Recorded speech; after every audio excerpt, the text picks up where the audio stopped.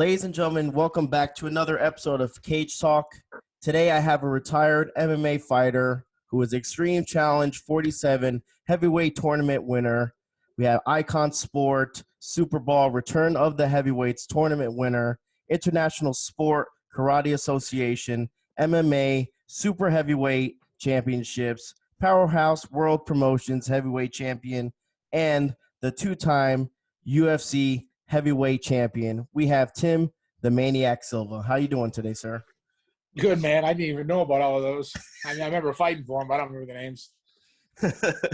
Yeah.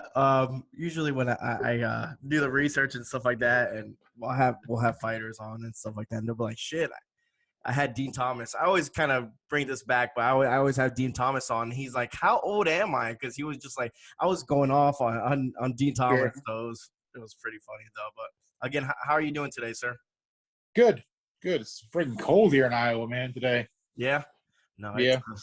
It's breezy here. I'm in Dallas, Texas. It's not too bad. It's 70s. Yeah, that's good weather.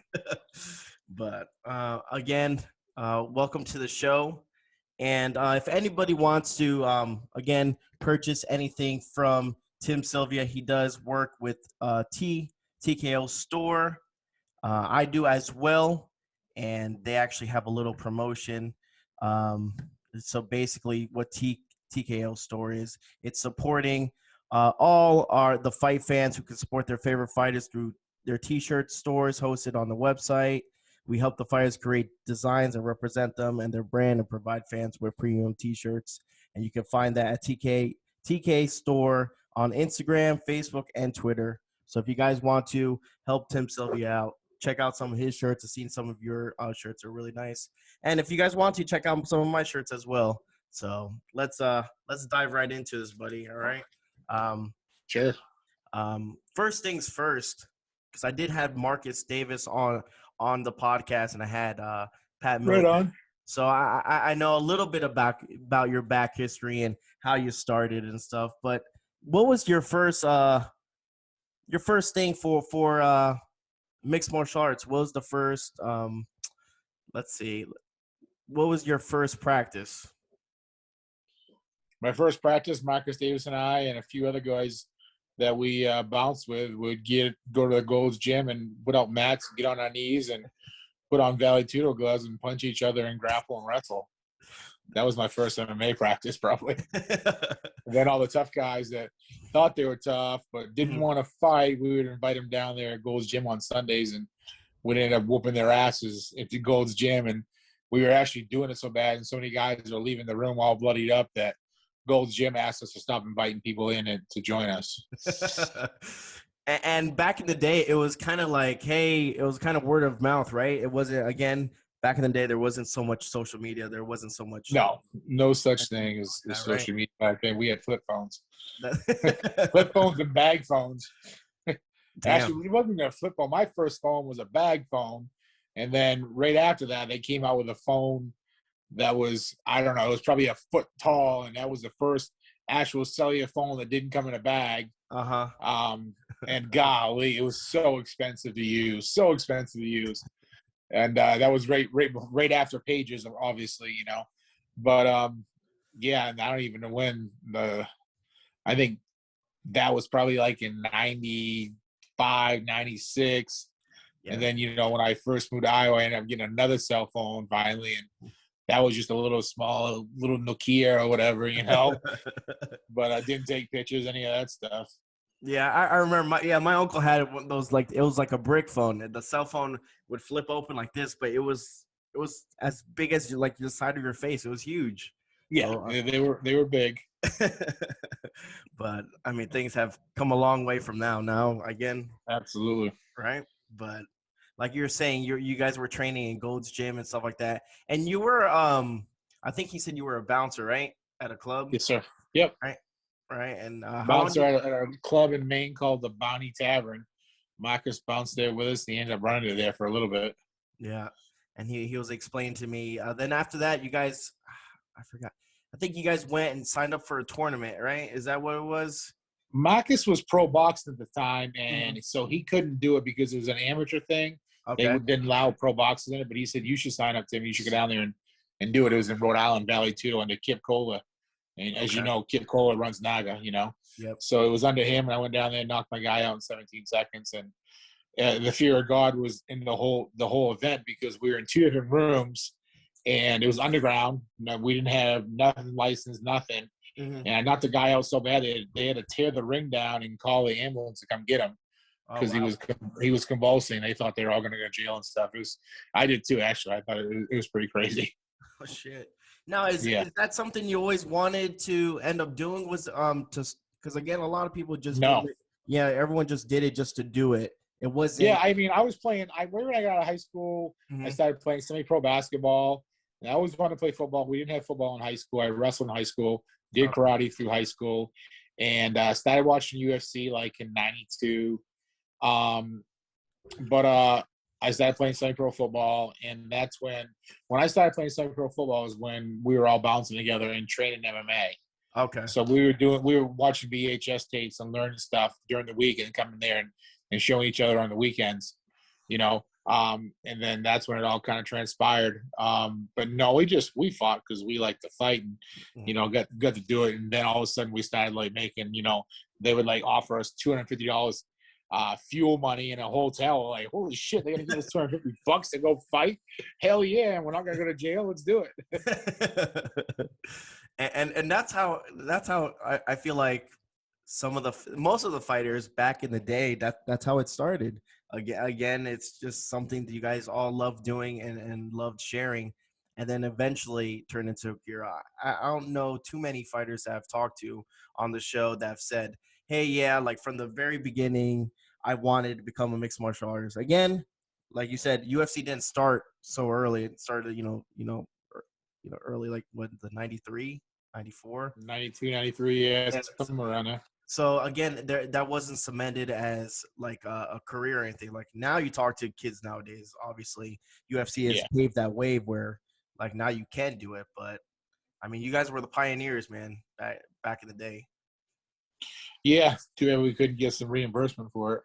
Yeah, I mean, yeah, I understand that completely, and we'll talk a little bit about that. I think I know where you're going with that. But how many amateur fights did you have under your belt? I think only 4. Only 4? Yeah. Okay. It was only 4, and then your first stop, your first pro fight. How was that? No different than the amateur fights. Really? I mean, it was open hand strikes still, you know. Okay. But that was about it. Yeah, open hand strikes, and I think my first legitimate cage fight was in New Jersey under IFC, I think. Fought a guy named Randy something. Went out there and he initiated clinch, and I belly to belly suplexed him and went straight to him out and just went to start smashing, and they stopped it. That's all I really remember. And I made so right after that fight, I went to Iowa to train with the military crew and stuff. And the new Folk of That Fighter newspaper magazine came out, and there I am opening it up, and full page of me walking into the cage, you know, 6'8", you know, ducking to get in the cage. I was wearing a Folk of That Fighter t-shirt, so they liked that free advertising. Nice. Now, a fighter, it's very hard to find. I'm assuming training partners. Well, not really, because you on the other hand, it's easier because I mean, obviously the opponents that you fight are a lot smaller than you, but them trying to find like other to mimic your style, and just again, your height is ridiculous, and a lot of people don't have fighters like that. Sure. You felt like that was like, you know, a positive towards your game and stuff like that? No, we never really even looked at it like that. No? It was hard finding training partners in Maine. That's one of the big reasons why I moved to Iowa. You know, I was the best there was up there. Mm-hmm. I come to Iowa, I get my ass kicked on wrestling night, grappling night, sparring night. Gotcha. So I'm like, I'm in the right place, you know. Yeah, and when I'm not the best there. And it took me about 3 years to actually survive. It seemed like, you know, and I kept taking fights. You know, Monty picked me up pretty quickly, and I just started taking fights, as many as I could whenever I could, and just getting my ass kicked so much in the room. You never really was sure how good you were. Nobody really understood how good I really was, even in the room and stuff, and Monty and Pat. But then it seemed like next thing you know, I'm 15-0. I'm smashing guys and 8-man heavyweight tournaments, fighting 3 times in one night. Then I'm knocking all 3 guys out. Then going to the 16-man tournament, and knocking all 4 guys out and stuff. So that's when we kind of realized, it's like, well, I guess we're just a little too hot on him in the gym. Or well, I wouldn't say that. I mean, that made me who I. The old phrase goes, iron sharpens iron. You're only as good as your best training partners and stuff. So absolutely. Now when you went to Pat and stuff, how was that beginning of, again, like the Pat Militic, that training facility and stuff like that? Me and a bunch of my buddies from Maine drove down. Did we drive or fly? We drove down to Atlantic City for the UFC event when Jens Pulver fought John Lewis. Okay. Mark Hughes fought Matt's twin brother, and I think, was it Randleman and I think it was Randleman and Boss, or Randleman and Randy. I'm not quite sure. And the big what I really know is Josh Barnett fought Gam McGee. Okay. So we got there and we went to the casino really early. We're gonna get something to eat, whatever. And we kind of went in this weird door, and one of the security guys goes, "Oh, what are you doing out here this early? You want to come on in?" We're like, "Sure." So I'm like, "Come on, guys." So we walked through the door. We walked in the back door, and Kevin Randleman's in the cage warming up. Frank Shamrock's there. The Militich camp's there. Tito's there. We're like, "What the hell?" And then my buddy's like, "They thought you were Gam McGee. They thought you were Gam McGee." He's like 6'10". I'm like, "Oh, cool." Because Gam and I, do look a lot alike. Especially, when him and I fought each other, we're both shaved heads. He's 6'10", I'm 6'8", goatees. Yep. Security guy wouldn't know any difference. He just knew this guy's a monster. So it worked out good. We got in there, and we knew at that time that the guys I went with, I trained with together. We all grappled together and stuff. We bounced together, and I knew that I wanted to try to take it to the next level and see where I'm at, see what's going to happen. I was playing semi-pro football at the time, but I wasn't happy with it. I was getting a lot of fights on the field and stuff. So I was like, I'm just going to try fighting and see how I can do. I think I was like 3-0 at that time. Okay. But I had been to a couple fights, and guys saw me and they're like, "No, I'm not fighting him. He's too big." And then you don't find training partners. So we talked to Shamrock, and he was cool, very nice, but just kind of conceited. Same with Tito. Randleman was awesome. Like, Randleman was a god, to me back then, because he was the heavyweight champ. Yep. And he was just down to earth, didn't care, just got out of the ring, took pictures with us, and shot the shit. And then there's Militich camp. They're all sitting down at the side of the cage. Pat's chewing tobacco and spitting it on the floor, and there's 4 or 5 of them. I don't even know how many were there. We're like, "Hey, Mr. Militich," and he looks up and he's like, "Jesus Christ, you're big enough to eat hay and shit in the middle of the road." I'll never forget that. And he goes, "You fight?" And I go, "Yeah, a little bit, but, having a real hard time finding training partners and stuff like that." He's like, "Come to Iowa. We got plenty of guys." And we're like, just thought he was shooting the shit with us and taking pictures. And I'm like, I would love to, have an opportunity to come out there. He's like, "Yeah, sure." He writes down his phone number. And Pat Militich writes down his phone number and hands it to us.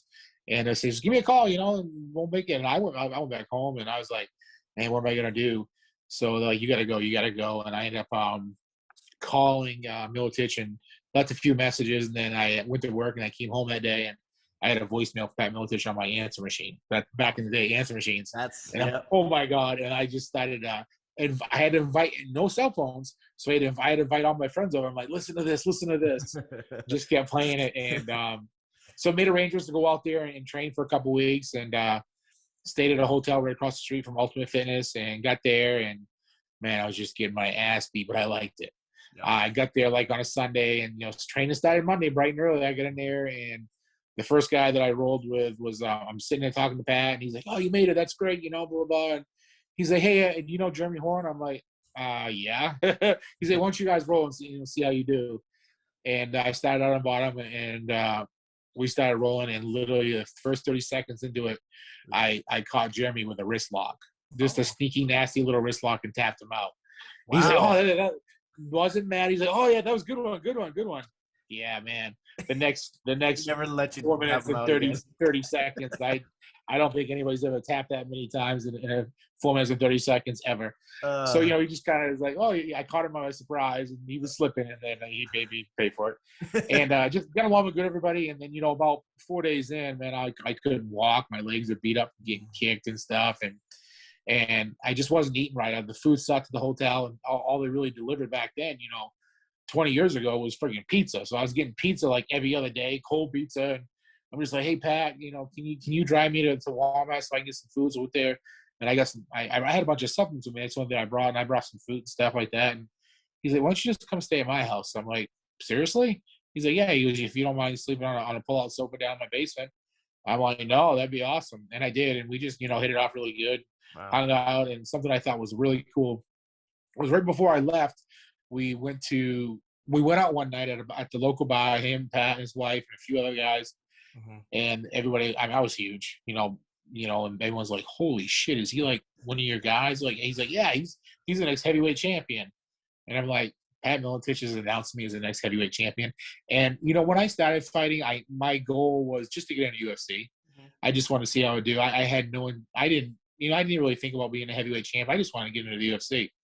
And, we went to Hooters like the day before I left. He saw some people, his friends, and said, hey, this is the future heavyweight champ. And I'm just like, wow, this is crazy. Everybody was asking me. Yeah, everybody asked me, are you going to move here? Are you going to move here? I'm like, I don't know. I'm like, I'm not just going to move here and say I'm joining you guys. I'm like, Pat would have to ask me to come out here or whatever. And then Pat give me a ride to the airport. He goes, so what are you thinking? I'm like, I go, what do you mean? He's like, hey, did you like it? I said, yeah, it was awesome. Everybody's great. Love the people. I said, you got a really good thing going here. He's like, would you ever think about moving here and joining the team? I go, that's basically kind of what I was waiting for. I was hoping you'd ask. Yeah. So I went back home and put all my, got all my ducks in a row, sold off everything I owned. Actually bought a new pickup just to move out here. So I didn't have a bad pickup. I had a little Toyota pickup, and I just didn't know if it would make the trip and all that. So I bought a brand new Chevy ZR2 S10 extended cab, four-wheel drive. And I had about probably $7,500 saved up, and then, buying that. I didn't buy it. I financed, leased it actually. Mm-hmm. And I'm like, make a break. I can get a job out there and I could probably survive for a year. We'll see what happens. And before I moved out there, I hooked up with Kelly Wiseman and Jason Black. Jens Pove. They had a big ass house in Davenport where I was going to stay there, $200 a month, rent a room from and stuff. And it all started then, man. I moved out there. It was crazy. Well, that was probably one of the most how would I put it? I mean, how there's always moments in life and stuff. I mean, imagine if you would have never done that, or maybe if Pat never asked. Yeah, if I never went to the UFC, or what if I went to Team Punishment or Lions Den or something like that, that's, to look back on it all, I'm really glad I chose the route I took. I might have still got it in the UFC with those places, but everybody always asks, why was the military camp so good? It's because we were in Iowa, wrestling based, and there was nothing else to do but train. I mean, out in California, they have the nightclubs, they have the girls, they have the bars. It's a party scene and stuff like that. Very true. We didn't have that in Iowa. That's all we did was eat, sleep, and train. We wanted to get together. We went to the gym and hung out. Yeah, that's like I forgot where it was New Mexico. I'm like, there's like my friends. Yeah, New Mexico. She's like, there's nothing there. Yeah, she's like, there's nothing there. Like, there's the gym is like probably the most that we can do. So that's exactly where we head to. So makes perfect sense. And I remember one of the very first UFCs I saw you was the fight that you had with McGee. It was called The Battle of the Giants. I remember on DVD, and I watched it. You knocked him out cold in about a minute in. It was a quick one. Yeah. Now, once you got into the UFC, and what was your first fight in the UFC? Who was it that you fought? Cabbage, right? Cabbage, yeah. And that was again. He was a tough opponent. Again, he doesn't get put out too easily. He can take a lot of punishment and stuff. I remember. Oh yeah, he took them. Yeah, you took you beat his ass. But again, after that, how was the UFC in general? Was it, in your opinion, was it semi-organized, or was it organized for what it was at that time? It was organized for what it was at the time. I mean, my next fight was fighting Rico Rodriguez for the world title. So, I really didn't have a chance to really enjoy my run at the UFC. I fought once, had a great showing, and Rico was like, well, I want to defend my belt against him. And I'm like, well, after that UFC win, it was like a month later, I went to a UFC event. The next UFC event, I went there with a bunch of the guys who were fighting and stuff. And I remember at the airport, it was me, Jen Silva, Monty Cox, Pat Miletich, Tony Fricklin, and Matt. And Monty's like, well, we were standing in line checking our bags, and he's like, well, I guess some good news and bad news. Or he said, I guess I don't know how he kind of worded it. He's like, we got an offer for your next fight. And I'm like, oh, who is it? He's like, you're gonna fight for the world title. What do you think? I'm like, fuck yeah. I'll knock his ass out. He sucks. And then Jen's a little asshole. He's like, you better fucking win. We don't lose to those team punishment guys. We don't lose to those guys. You better win. I'm going to do everything in my power to make sure you do win this fight. Oh, man. Now, when you fought, I know you knocked him out. He threw, it was a leg kick, and you threw a straight right and dropped him, and then you finished on the floor. How was that moment? Because again, like I said early in the show, you're a 2-time heavyweight champion. How was that first time? Completing your. It was kind of surreal. Like it didn't really I didn't have to really work for it. It seemed like, just like I was supposed to lose that fight. So that was the cool thing about it. We knew if I could get hands on him, I was gonna knock him out, and we didn't think he would be able to take us down very easily. If he did, we were just gonna try to work our way getting back up and stuff, but it just kind of just happened. He started throwing lazy kicks, and I knew I was going to connect eventually. When I did, I jumped down and just put him away. And it was kind of like with basically, I think I screamed, "What's up now?" Because they were everybody expected me to lose. Everybody were like, "Can't." Especially like I talked to a lot of fighters, when you go into a fight, like everyone expecting you to lose, kind of the pressure is off of you, especially for a championship. Yep, it belt, definitely right? was. Yeah, and it's the same thing when I fought Arlovsky for the belt after he had won it and defended it and stuff. Same thing with that case is they I was supposed to lose. Arlovsky was a killer, and I was supposed to lose, and I ended up knocking him out. Well, in that situation, I know that. How was the I'm trying to remember because again, there weren't rankings, which were fine, but how was the competition for heavyweight? He just finished defending again. I forgot who he fought. Who did Arlovsky fight, and then he fought you? He fought Justin Eilers and Paul Bontello. Paul Bontello, yes, I remember that now. Okay, and Justin Eilers. Justin Eilers. Okay, now I remember. Yeah, and then you came in. My training partner. Yeah. And I thought that was. I think that for me, I thought that was your most impactful moment because again, he hurt you, but you popped back up, and then I think it was a sneaky uppercut that you put him away, right? You just broke up the whole mess, but I got a gist of it. He hurt me, and I jumped back up and knocked him out. Yeah. Do you hear me now? Yeah. Okay, yeah, it was bad connection on my side. No, I said that he connected. He dropped you, but you popped back up and you threw a sneaky, I think it was an uppercut, and dropped him. It was a shuttle uppercut, yeah. And then you finished it. I just felt like, in my opinion, that meant a little bit more to you, that fight. Maybe it was because your reaction.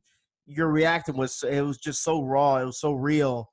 And I had to earn it. After I vacated the title after Gan McGee. I fought Mir. He broke my arm. Then I fought Arlovsky for the interim belt. Arlovsky tapped me out on a heel hook because I kind of panic attacked because I heard a couple pops. Same thing I did when Mir snapped my eye. I heard 3 pops. I'm like, oh, I'm fine. So I panic attacked. So I had lost 2 in a row. Well, like, now what's going to happen? So then I had to fight 3 fights to get another title fight. I fought Wes Sims in Hawaii. Dana okayed it. And then I fought Trey Tellerman and Oswaldo Silva. So, I kind of climbed my way back up to the rankings. I was in the UFC, and it's like, so I actually really feel like I earned this time. It's like my 6 or 7 fights in the UFC, finally. Yeah, it did mean a lot more. Yeah, just again, like I said, that reaction and stuff like that, it was very nice to see and stuff. And talking about, Frank Mir and that situation and the arm breaking and just leading you. And unfortunately, you're still dealing with that, right? Your forearm. Last summer we were having. I was actually having problems for a couple years before we took care of it, and it would flare up and bust open sores and stuff and leak blood and pus, and I'm like, what the fuck is going on, And then met my fiance. We she was a nurse and stuff, and then it started acting up again last summer. She's like, you need to get that looked at right away. And I just kind of posted a few things on social media. The fans were going crazy, and they're like, you need to start a GoFundMe if UFC, because I thought the UFC should pay for it. It happened. It's considered workman's comp. Whenever we ever got paid hurt in a cage, they would take care of it. They pay for physical therapy. They would pay for all that. So I was just like, is this a reoccurring issue? It happened when I fought, and you guys had to take care of it. Dana White, they wouldn't have anything to do with it. Fans are like, we need to start a GoFundMe. And I was like, I'm not really into the whole charity thing. Like, no, we really want to help. It would be cool. It would be an honor for us, to kick in $5 here, whatever. And so I contacted the doctor, did it and stuff. And I said, on insurance, his situation, let me know what's going to cost. And he gave me a price. And, the fans paid for it all, man. It, absolutely crazy. It was all paid for by the fans. And going in there, and they ended up, what happened was 2 screws, that the heads that broke off the screws. Okay. So they were kind of moving around in there on one of the places, 3 plates in there from the arm break from near. And it caused a staph infection. And that's what was going on. So they had to go in there and take it all out, get it cleaned up. Well, yeah, especially like hearing that, a past fighter, especially a champion, and he needs help and stuff. I mean, I understand why the fans would do it. It doesn't look good on the part of the UFC. You had a future, and then that's why I posted this stuff. That's why I posted the stuff I did, because I really thought they would take care of it. They like basically shut up money.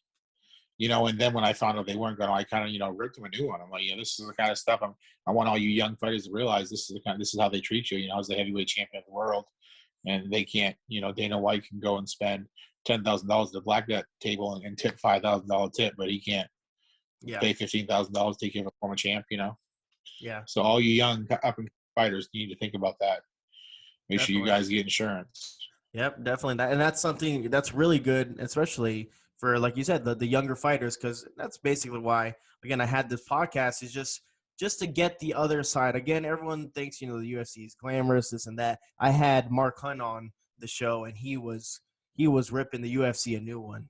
Oh man, I think it was like the podcast. I mean, at the end of the day, it's a money hungry global empire that they give no shits about the fighters. They never have, never will. You're only as good as your last fight. They don't promote any fighters. They promote their brand, and the brand is UFC. Yeah. People that don't know the sport say, I want to be a UFC fighter. Don't you mean an MMA fighter? Mm-hmm. The sports MMA, UFC is just an organization. Yep. And you've seen it. It's going on right now with Jones and stuff.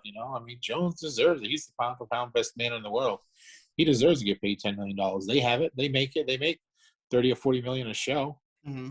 He deserves to make that kind of money. If he's going to step up and fight the new heavyweight champ, him being a 205er, and he's gained a bunch of weight and done one right, he deserves it. Yeah, and I think that's why, mostly why I do this podcast, just to pay respect to the fighters that done in the past, and fighters in the future and stuff like that, and just kind of like an eye opener too as well.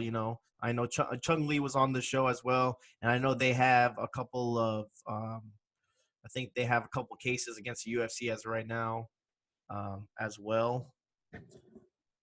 I'm involved as well. So. Oh, you are? Oh, I didn't know that you were. I know he named a couple of fighters and stuff like that, and he was saying that there's a bunch of silent people involved as well. So okay, it's no longer silent now, but yeah.